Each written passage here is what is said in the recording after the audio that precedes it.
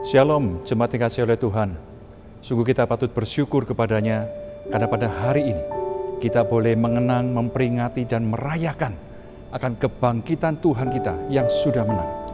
Di tengah situasi pandemi ini memang kita tetap terbatas, kita harus beribadah di rumah, tapi kita bersyukur bahwa kebangkitan Kristus tidak terbatas oleh apapun.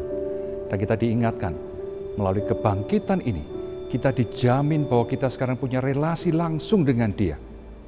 Hubungan kita dengan Dia dipulihkan.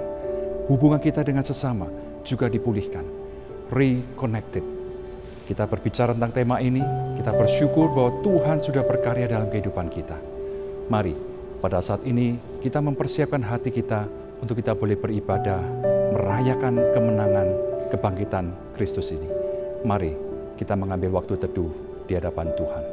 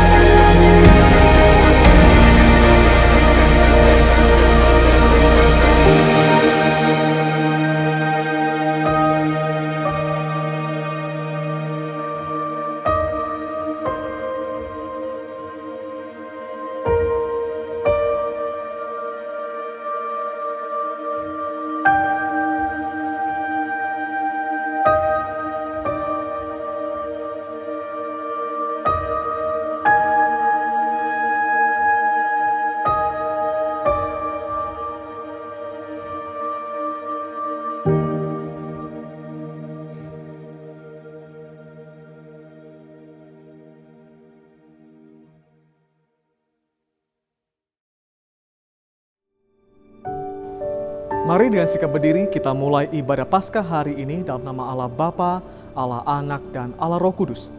Kiranya Allah Tritunggal itu berkenan hadir dan menyertai ibadah kita dari awal hingga berakhirnya. Sebab Tuhan, Engkau mengangkat aku dari dunia orang mati. Engkau menghidupkan aku di antara mereka yang turun ke liang kubur.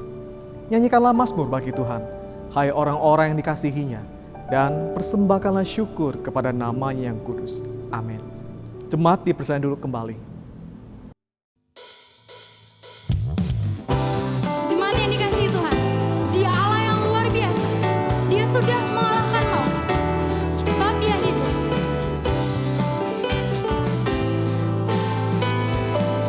Kita pujikan lagu ini. Anak Allah,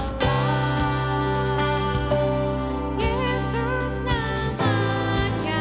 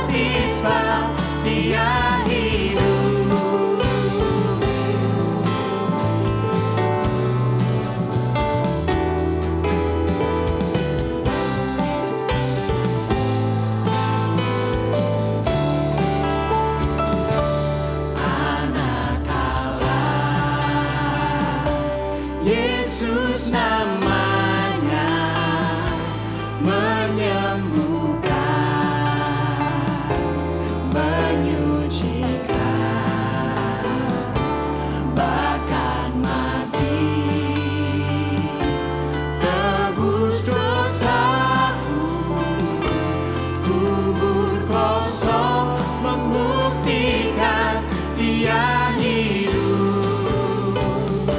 Sebab Dia hidup, ada hari esok. Sebab Dia hidup, ku tak gentar, karena ku tahu Dia pegang hari esok. Hidup jadi berarti sebab Dia hidup. Sebab Dia hidup, ada hari esok. Sebab Dia hidup, ku tak gentar, karena ku tahu Dia pegang hari esok. Hidup jadi berarti sebab Dia hidup. Hidup jadi berarti sebab Dia hidup. Hidup jadi berarti sebab Dia hidup.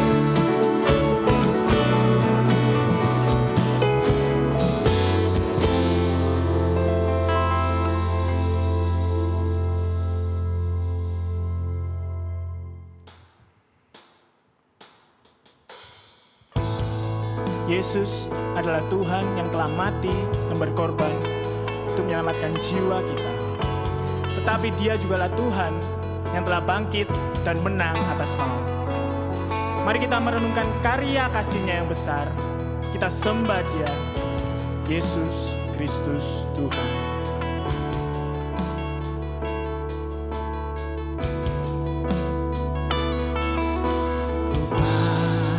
Pandang kemuliaan-Mu, Imam besar Maha Agung. Kaulah pemilik hidupku, Yesus Kristus Tuhan.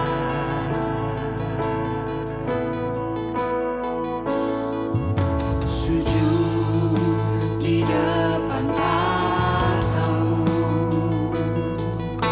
taklukkan seluruh hidupku.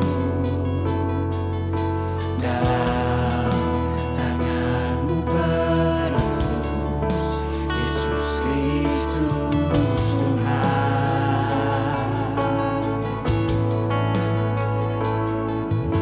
Tiada satu pun yang luput dari karya kasih-Mu yang mulia. Bagi-Mu segala pujian, hormat, kemuliaan.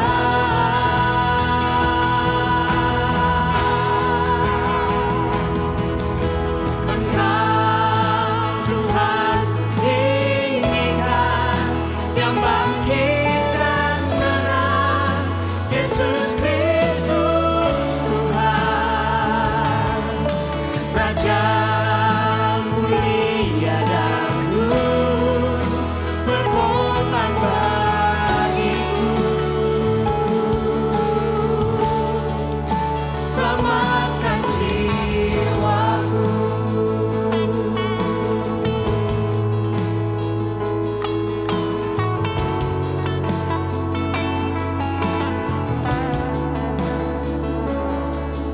Sujud di depan tahta-Mu,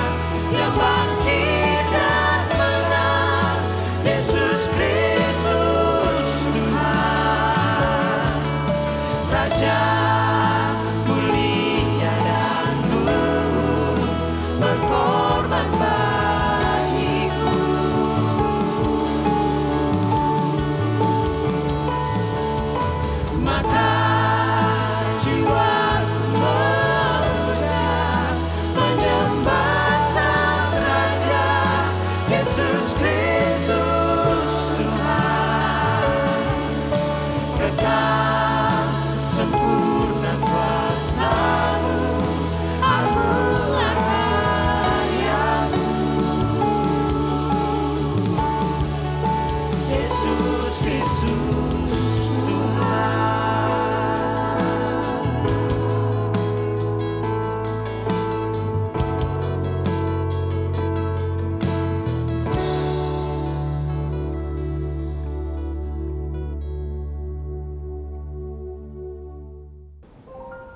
Mari kita mengaku dosa kita di hadapan Tuhan. Benar ya Tuhan, seperti pujian yang kami pujikan. Engkaulah yang termulia dan layak ditinggikan, sebab tiada yang luput dari kasih-Mu yang agung. Kasih-Mu, pengorbananmu dan kebangkitanmu telah menebus dan memulihkan kami. Kami sadar ya Tuhan, kami adalah manusia berdosa yang terus berdosa kepada Engkau. Oleh karena itu, kasihanilah kami menurut kasih setia-Mu. Hapuskanlah pelanggaran kami menurut rahmat-Mu yang besar. Bersihkanlah kami seluruhnya dari kesalahan kami dan tahirkanlah kami dari dosa-dosa kami. Bawalah kami mendekat kepadamu, sehingga mulut dan bibir kami terus memuji kebesaran kasih-Mu. Dengan iman kepada Yesus Kristus, kami menerima pengampunan dosa atas kami. Amin. Firman Tuhan berkata, karena begitu besar kasih Allah akan dunia ini, sehingga Ia telah mengaruniakan anak yang tunggal, supaya setiap orang yang percaya kepadanya tidak binasa, melainkan beroleh hidup yang kekal. Jemaat yang terkasih dalam Tuhan, kita sekali lagi diingatkan bahwa kita diselamatkan karena iman kepada Yesus yang telah mati dan bangkit bagi kita. Perbuatan baik kita tidak bisa menyelamatkan kita. Oleh sebab itu, Allah hadir dalam rupa seorang manusia yang kita kenal dengan nama Yesus, sehingga setiap orang yang percaya kepadanya diampuni dosanya, diselamatkan, dan beroleh hidup yang kekal. Oleh sebab itu, bagi setiap kita yang sudah diampuni dosanya, dengarkanlah firman Tuhan ini sebagai petunjuk hidup baru bagi kita. Pergilah dan jangan berbuat dosa lagi, sebab di dalam hal inilah Bapa-Ku dipermuliakan, yaitu jika kamu berbuah banyak, dan dengan demikian kamu adalah murid-murid-Ku. Amin. Mari bersama dengan gereja sepanjang masa dan sepanjang abad, kita ikrarkan inti pengajaran iman kita melalui pengakuan iman rasuli yang berbunyi demikian. Aku percaya kepada Allah, Bapa yang Maha Kuasa, Khalik langit dan bumi, dan kepada Yesus Kristus, anak yang tunggal Tuhan kita, yang dikandung dari Roh Kudus, lahir dari anak darah Maria, yang menderita sengsara di bawah pemerintahan Pontius Pilatus, disalibkan, mati, dan dikuburkan, turun ke dalam kerajaan maut. Pada hari yang ketiga, bagi pula dari antara orang mati, naik ke surga, duduk di sebelah kanan Allah, Bapa yang Maha Kuasa. Dan dari sana Ia akan datang untuk menghakimi orang yang hidup dan yang mati. Aku percaya kepada Roh Kudus, gereja yang kudus dan am, persekutuan orang kudus, pengampunan dosa, kebangkitan tubuh, dan hidup yang kekal. Amin. Jemaat dipesan duduk kembali. Jemaat yang dikasihi Tuhan, mari kita siapkan hati kita untuk mendengarkan firman Tuhan. Kita pujikan lagu ini, Yesus Kristus Tuhan, dari refnya saja. Engkau Tuhan ku tinggikan, yang bangkit dan menang, Yesus Kristus Tuhan, Raja mulia dan luhur, berkorban bagiku.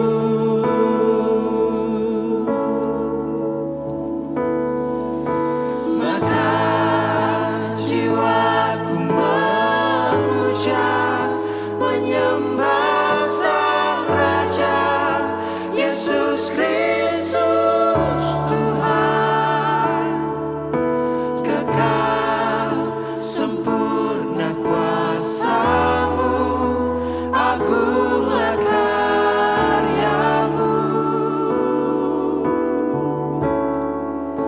Yesus Kristus Tuhan.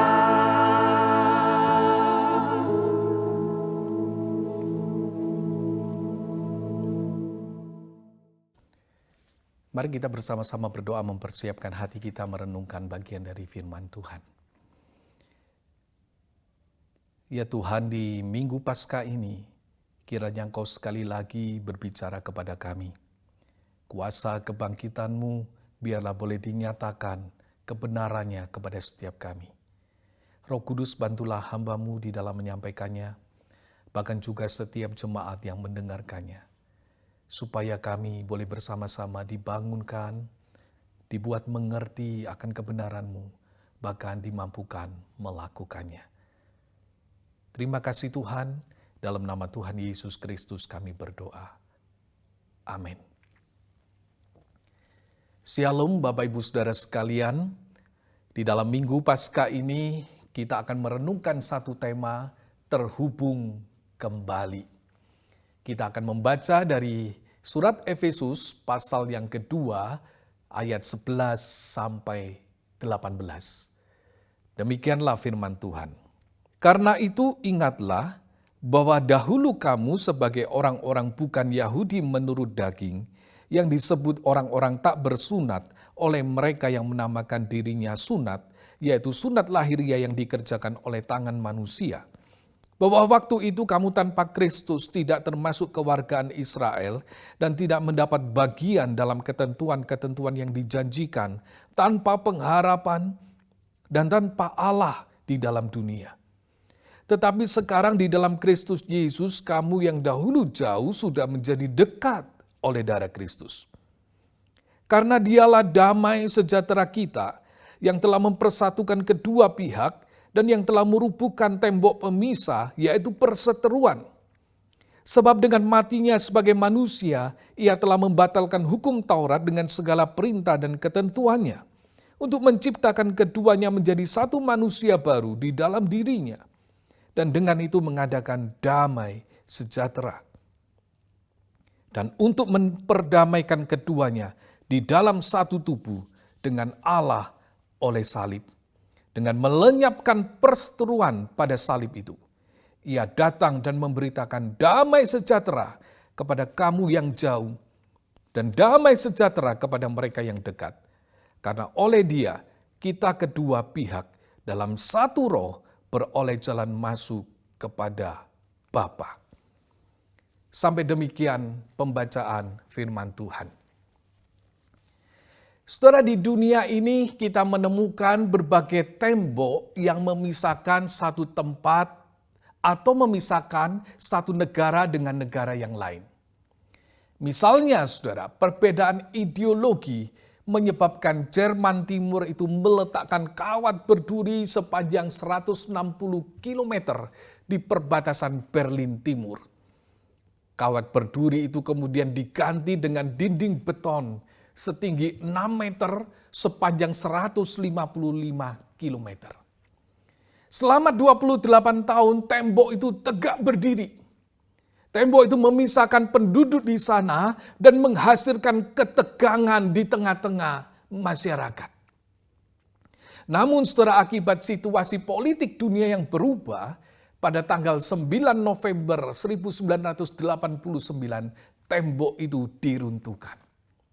Mulai tengah malam hari itu, warga Jerman itu bebas melintasi perbatasan negara, baik dari Jerman Timur maupun Jerman Barat.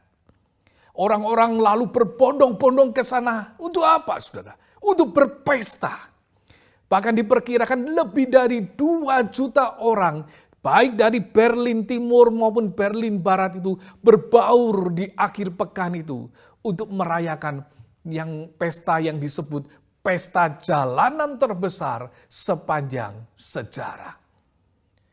Runtuhnya tembok pemisah, saudara, memang patut dirayakan. Karena keterpisahan itu tidak mengenakan. Keterpisahan itu hanya membawa ketegangan dan menghilangkan damai sejahtera di tengah-tengah masyarakat. Setelah tembok Berlin ini hanyalah sebuah gambaran kecil di dalam sejarah. Karena ternyata di dalam kehidupan umat manusia, kita dapat juga menemukan tembok-tembok pemisah. Tembok itu memisahkan antara manusia dengan Allah. Sehingga manusia tidak dapat berelasi dengan Allah itu dengan baik. Tembok itu membuat manusia tidak mengerti maksud dan rencana Allah di dalam hidupnya. Tembok itu membuat manusia bertindak membenci dan melawan Allah. Tembok itu menghilangkan damai sejahtera dalam hati manusia. Tidak saja memisahkan antara Allah dengan manusia, tetapi kita juga menemukan tembok itu memisahkan manusia dengan sesamanya. Mungkin kita tidak menjumpai tembok secara fisik, saudara. Tetapi saat ini kita juga bisa menjumpai tembok rasial, tembok budaya, dan mungkin tembok-tembok karena perbedaan pendapat atau perselisihan. Kita menemukan orang tua dan anak yang saling memutuskan hubungan. Suami dan istri yang membangun tembok pemisah. Permusuhan yang terjadi di tengah-tengah gereja dan antar gereja. Dan akhirnya saudara, tembok-tembok itu mencabut damai sejahtera di dalam hati umat Tuhan. Namun saudara, ini bukan rencana Allah. Sebab Allah sendiri adalah Allah yang pribadinya itu diliputi dengan damai sejahtera. Bahkan ia selalu ingin menghadirkan damai sejahtera itu bagi umat manusia. Kita juga melihat Sang Mesias itu disebut apa saudara? Raja Damai. Di mana melalui karya Yesus di atas kayu salib, hal itu diwujud nyatakan. Setelah peristiwa kematian dan kebangkitan Yesus adalah dua hal yang tidak terpisahkan. Kebangkitan itu tidak akan terjadi tanpa kematian. Dan kematian itu tidak ada artinya tanpa kebangkitan. Paulus itu menyatakan, tetapi andai kata Kristus tidak dibangkitkan, sia-sialah pemberitaan kami. Sia-sialah kepercayaan kamu. Kalau Yesus itu tidak dibangkitkan, sia-sialah kepercayaan kamu dan kamu masih hidup di dalam dosamu. Di dalam kesatuan antara kematian dan kebangkitannya inilah, setelah kita menemukan pekerjaan Allah yang sempurna itu. Yang tidak saja berkaitan dengan masalah masuk surga atau masuk neraka, tetapi membawa umat manusia masuk pada zaman yang baru. Kuasa salib itu merobohkan tembok-tembok pemisah, baik antara Allah dengan manusia, juga antar manusia itu sendiri. Setelah ada dua kebenaran yang dinyatakan melalui perikop yang tadi kita baca. Yang pertama, salib Kristus itu menyatukan antara Allah dan umatnya. Salib Kristus menyatukan Allah dan umatnya. Setelah kalau kita pikirkan ada tempat-tempat yang dimana kita tidak bisa masuk dengan sembarangan, bukan? Ada tempat-tempat yang dimana kita itu tidak bisa bersikap sembarangan atau mungkin harus ada syarat-syarat tertentu untuk kita ada di tempat itu. Misalnya saudara, kita tidak bisa masuk istana presiden dengan sembarangan. Mengapa? Ada sosok yang terhormat dan empunya tempat itu. Ada sosok yang harus dijaga keamanannya. Sehingga tidak semua orang boleh bertamu. Ada permohonan izin untuk bertamu. Ada syarat-syarat yang harus dipenuhi dan ada protokol-protokol yang harus dipatuhi. Namun saudara, ada orang-orang yang bisa lebih bebas untuk masuk dan keluar. Siapa dia saudara? Dia adalah anak-anak presiden itu tentu saja. Siapa lagi? Adalah orang-orang yang dekat dengan presiden. Mereka bisa lebih bebas karena mereka memiliki relasi yang dekat. Demikian pula relasi antara manusia dengan Allah. Bagaimana manusia yang berdosa itu bisa menghampiri Allah yang Maha Kudus? Bagaimana Allah itu bisa didekati oleh orang-orang yang merindukan pimpinannya, merindukan berkatnya, merindukan damai sejahteranya, sementara orang-orang itu tidak layak? Karena ketika dosa itu masuk ke dalam dunia, ada tembok yang menghalangi manusia dengan bebas untuk menghampiri Allah. Namun saudara, kerinduan Allah untuk memeluk manusia itu kembali selalu ada. Sekalipun seringkali mendapatkan penolakan. Allah memakai para perantara, yaitu para imam, para nabi, supaya ia bisa berhubungan dengan umat. Sampai pada akhirnya, anaknya yang tunggal itu hadir di dunia ini untuk menggenapi rencananya yang besar ini.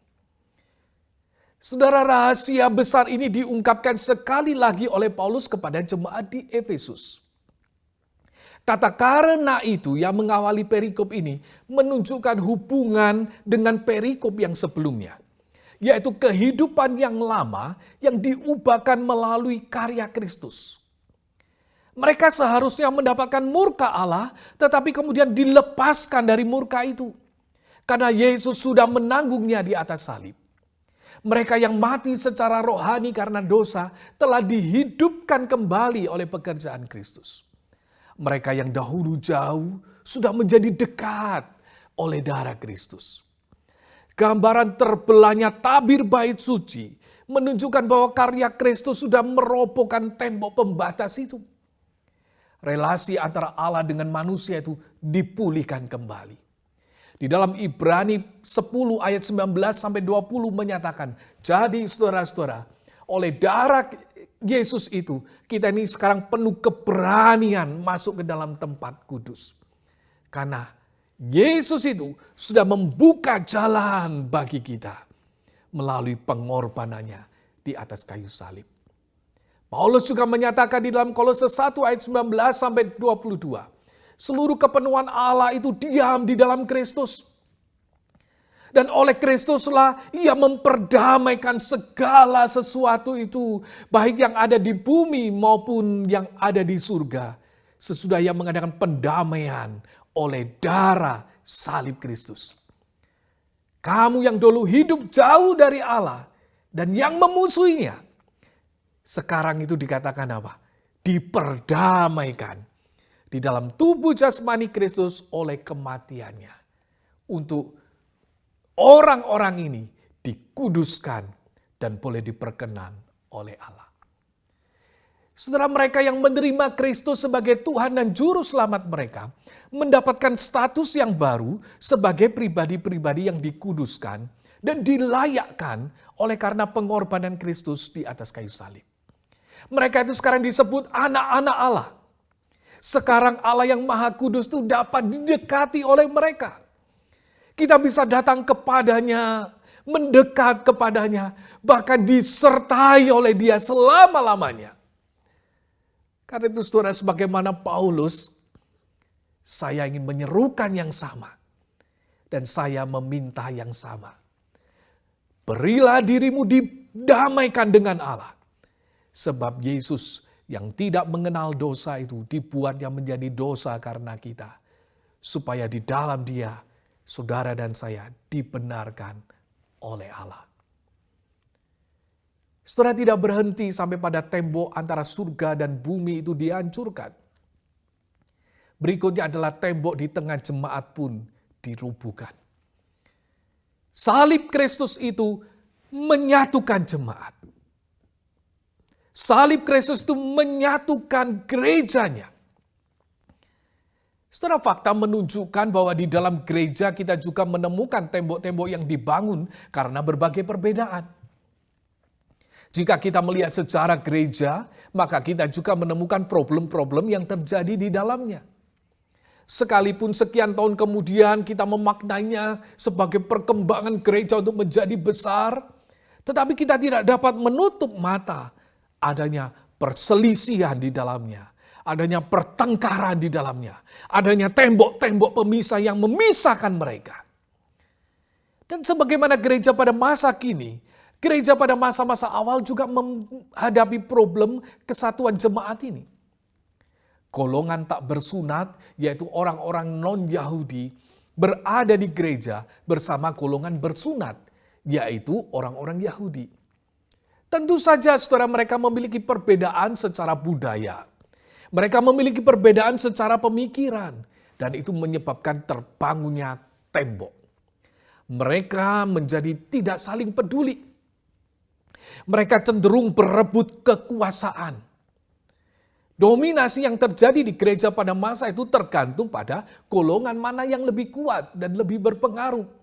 Sehingga konflik seringkali tidak terhindarkan di tengah jemaat.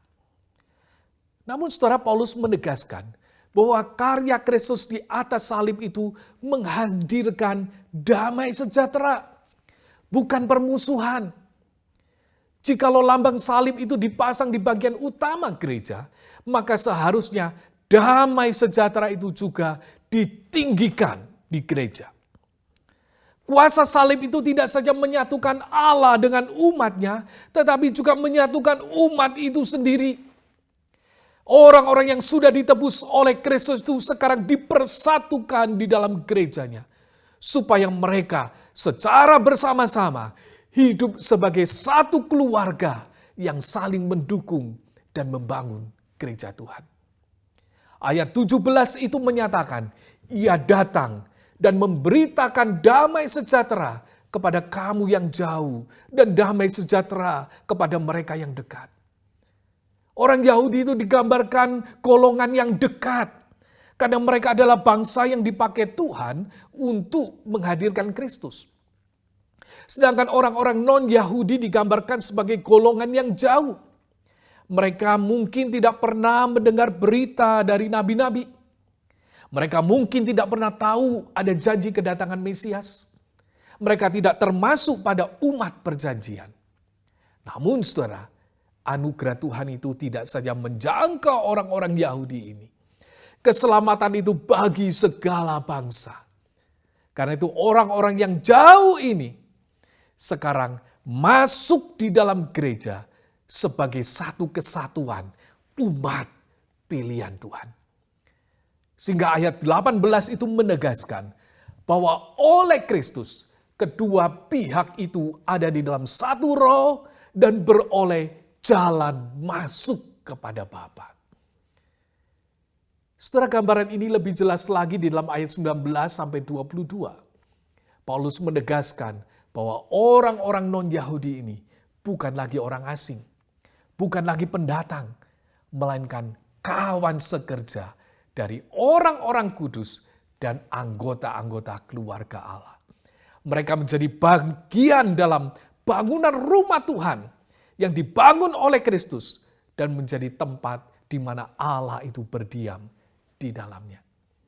Setelah pekerjaan salib itu mempersatukan jemaat. Kita ditebus dengan darah yang sama, darah Kristus. Kita itu dipimpin oleh Raja yang sama, yaitu Kristus. Kita dipersatukan di dalam Kristus. Dan kita dipanggil untuk hidup dengan kesadaran di mana kita membangun relasi satu dengan yang lain. Kita memang bisa berbeda secara suku, berbeda secara budaya, berbeda secara bahasa, berbeda secara pendidikan, berbeda secara pemikiran. Tetapi kita perlu sadar, saudara, bahwa kita itu diikat di dalam satu keluarga Allah. Kita perlu saling mendukung satu dengan yang lainnya. Saudara, krisis yang terjadi pada masa pandemi ini bisa berdampak di berbagai sisi. Mungkin krisis ekonomi, krisis pendidikan, krisis spiritualitas, tetapi juga saudara, krisis relasi. Kita memang diminta untuk menjaga jarak, tetapi bukan berarti kita itu membangun tembok satu dengan yang lain, sehingga kita tidak lagi peduli dengan masalah orang lain. Karya Kristus itu menyatukan kita, jemaat itu, sebagai satu keluarga yang saling menopang. Kita tidak menutup kemungkinan untuk kita bisa berbeda pendapat dengan saudara kita. Di dalam ketidaksempurnaan kita, kita mungkin juga bisa saling menyakiti satu dengan yang lain. Entahkah di tengah keluarga ataupun gereja. Kelelahan kita di dalam konflik, saudara, dapat membuat kita membangun tembok pemisah di keluarga kita. Membangun tembok pemisah di gereja kita. Dan kita tidak peduli dengan orang lain. Namun saudara, karya Kristus itu sesungguhnya membawa kita masuk di dalam era yang baru. Yaitu era rekonsiliasi. Di mana Roh Kudus itu dihadirkan oleh Kristus untuk memampukan kita bisa saling mengampuni satu dengan yang lain. Merobohkan tembok-tembok pemisah itu. Saudara, kebangkitan Kristus yang kita rayakan pada hari ini tidak saja sebuah perayaan sukacita atas kegenapan keselamatan kita di dalam Kristus. Tetapi kita juga bersukacita bahwa melalui karyanya relasi kita dengan Tuhan itu dibangun kembali, dan juga relasi kita dengan sesama manusia kita. Kita dapat menghampiri Tuhan tanpa ragu. Kita bisa merasakan pimpinannya dalam perjalanan hidup kita.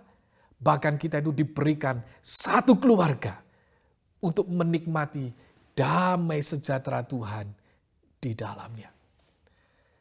Karena itu saudara, hari ini saya mengundang saudara, jikalau ada di antara saudara belum menerima Kristus sebagai Tuhan dan Juru Selamat saudara, terimalah Kristus sebagai Tuhan dan Juru Selamat saudara. Maka tembok pemisah antara engkau dengan Tuhan itu akan dirobohkan. Saudara akan merasakan damai sejahtera Allah.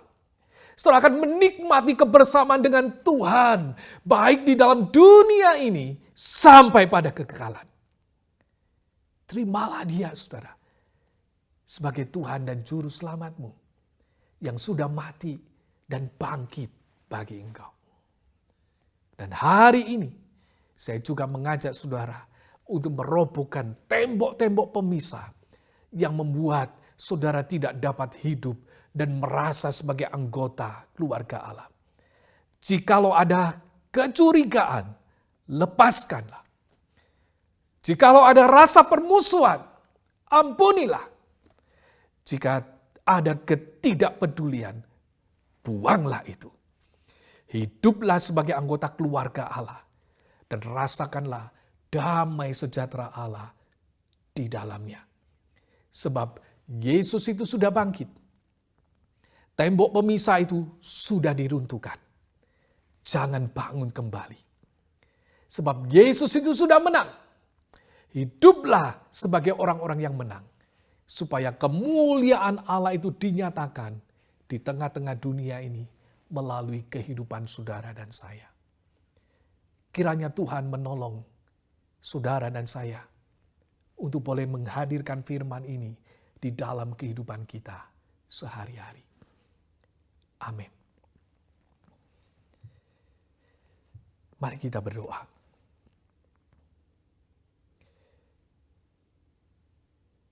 Ya Tuhan, di Minggu Paskah ini hati kami melimpah dengan ucapan syukur. Sebab Engkau sudah mengerjakan karya yang begitu besar dalam kehidupan kami secara pribadi dan dalam kehidupan gereja Tuhan. Dan kami bersyukur kami adalah orang-orang yang sudah boleh dimampukan, diizinkan untuk boleh kembali berelasi dengan Tuhan. Kami boleh merasakan kehadiran Tuhan di dalam hidup kami. Penyertaan Tuhan, damai sejahtera Tuhan. Terima kasih Tuhan. Dan hari ini, jikalau ada di antara kami yang bersama-sama hadir, yang merindukan damai sejahtera-Mu itu Tuhan, Roh Kudus kiranya boleh menjamah hati mereka. Untuk mereka juga boleh mengaku Kristus sebagai Tuhan dan Juru Selamat.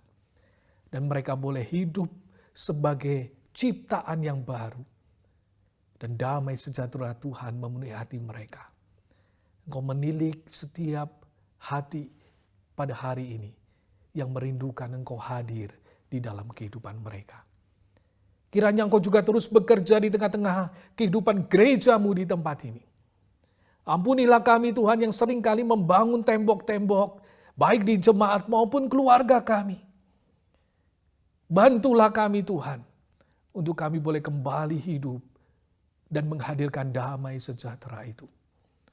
Sebab Engkau menghendaki kami sebagai umat yang hidup di dalam satu keluarga ini dipersatukan, dihubungkan kembali, untuk kami bisa saling membangun, saling memperhatikan satu dengan yang lain. Biarlah itu boleh dijumpai di tengah-tengah jemaat-Mu ini. Dalam nama Tuhan Yesus Kristus kami berdoa. Amin. Saudara, terima kasih untuk kesempatan melayani kepada gembala jemaat dan para hamba Tuhan, para majelis dan aktivis, serta seluruh jemaat GKT 3 Malang. Saya menyampaikan selamat Hari Paskah. Biarlah kita boleh terus hidup dengan membangun relasi kita, baik dengan Tuhan maupun sesama kita. supaya kemuliaan Tuhan dinyatakan melalui hidup saudara.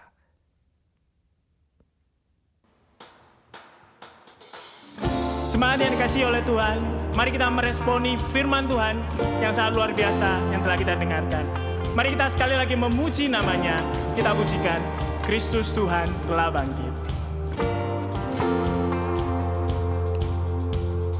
Kristus Tuhan telah bangkit, haleluya.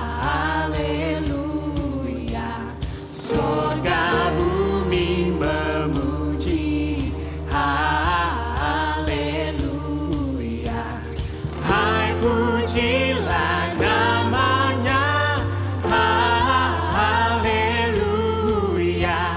Langit bumi menggema, haleluya.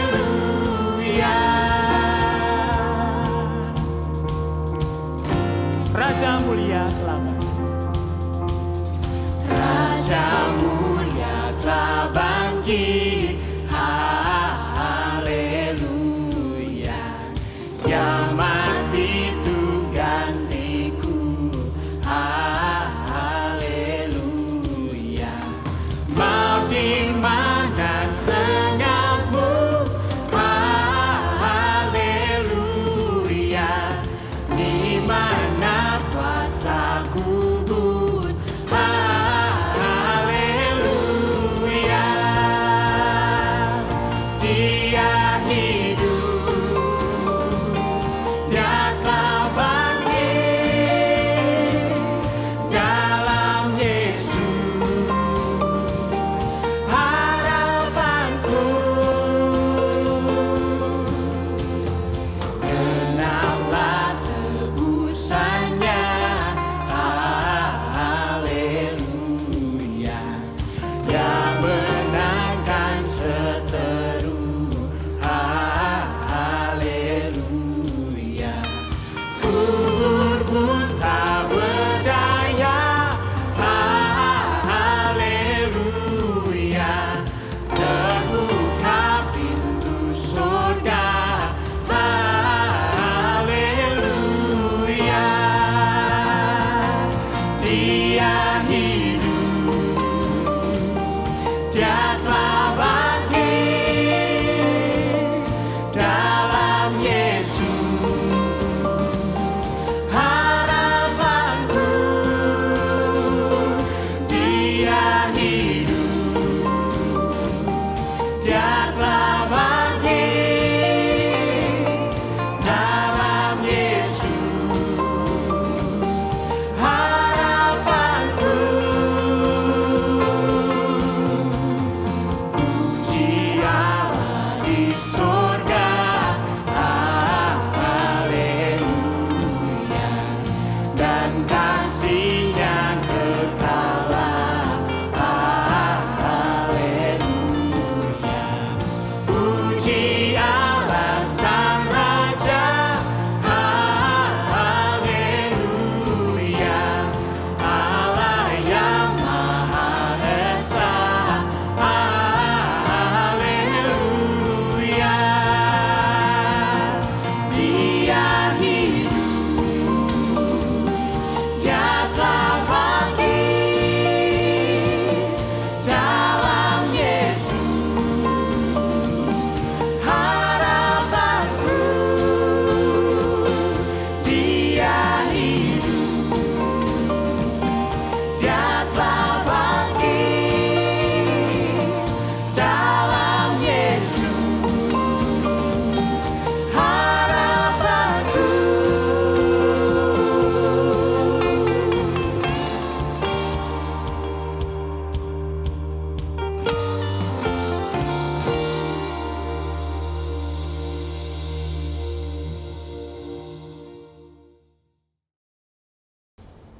Mari kita berdoa untuk persembahan yang telah kita berikan kepada Tuhan dan beberapa pokok doa.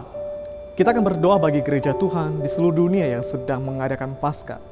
Kita juga akan berdoa bagi dunia yang sedang berjuang melawan pandemi COVID, dan kita akan berdoa untuk jemaat GKT 3. Kiranya semua boleh bertumbuh secara pribadi dan saling peduli satu sama lain. Mari kita berdoa. Tuhan, terima kasih untuk kesempatan yang Kau berikan kepada kami sehingga kami boleh memberikan persembahan kepada Tuhan. Biarlah setiap hati kami dipenuhi dengan sukacita ketika kami memberikan persembahan itu. Sehingga persembahan ini boleh Engkau kuduskan, Engkau sucikan, Engkau berkati, dan Engkau menolong para majelis yang mengelola persembahan ini. Kiranya persembahan yang sudah kami berikan ini Tuhan, boleh memuliakan nama-Mu dan dikelola dengan baik untuk jadi berkat bagi banyak orang dan disalurkan kepada setiap mereka yang membutuhkan. Sehingga mereka sadar dan mereka tahu bahwa Engkau ada dan Engkau mengasihi mereka.